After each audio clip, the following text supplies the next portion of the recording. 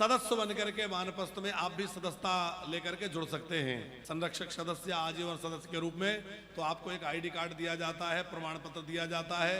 आप परिवार के सदस्य हैं, जब भी आप आए तो ठहरने आदि की सब सुविधा उस आईडी कार्ड पर उपलब्ध होती है, तो सदस्यता से जुड़ सकते हैं। अथवा जो हमारे बुजुर्ग माताएं रह रही हैं, इनकी सेवा के लिए बहुत लोगों की भाव होता है, एक माता की आजीवन सेवा या एक माता के 1 वर्ष की सेवा, ऐसे भी आप माताओं की सेवा से जुड़ सकते हैं।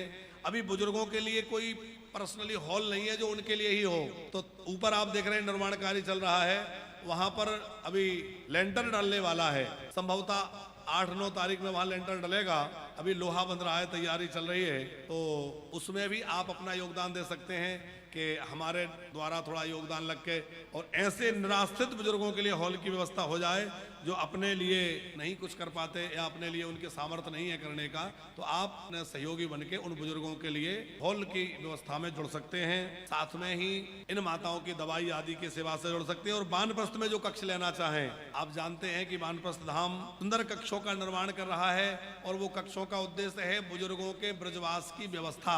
आप सबका ब्रजवास हो, आपका बुढ़ापा सबले, बुढ़ापे का सहारा वानप्रस्थ हमारा, तो आप भी वानप्रस्थी बन सकते हैं एक कक्ष लेकर के। आप भले ही परमानेंट ना भी रह पाए, कई लोग सोचते हैं महाराज जी अब हम कहाँ आ पाएंगे घर परिवार छोड़ के, कमरा लेते रहेंगे, ले लेंगे, वो कमरा आपको खींचता रहेगा, बुलाता रहेगा।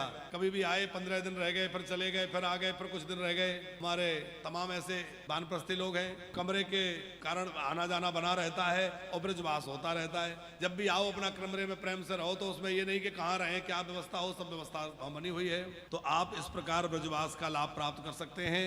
अपने पितरों के नाम से भी एक कमरा बनवाना चाहें कि हमारे पूर्वजों के नाम से कमरा बन जाए, हमारे नाम से हमारे बच्चे आए तो कभी वो ठहर जाएं, परिवार का कोई आए वो रुक जाए, इस तरह से कमरा बना के छोड़ दिया, जो मर्जी आके रह जाएगा। इस तरह से आप कमरा भी बना सकते हैं।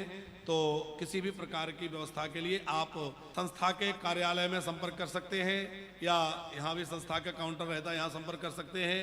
और जिन लोगों ने अपने सेवा सहयोग वानप्रस्थ को दिया है, उनके नामों की घोषणा हमारे जी करेंगे। तत्पश्चात हम भगवान ध्रुव नारायण और राधा कृष्ण की झांकी, क्योंकि आज वृंदावन में बैठे हैं तो अभी राधा रानी के चरणों का स्मरण कर रहे थे, राधा रमण का ध्यान, तो उनकी भी झांकी और ध्रुव नारायण भगवान की दिव्य झांकी का दर्शन करते हुए आज के कथा सत्र को विराम देंगे। बोल वृंदावन बिहारी लाल की जय।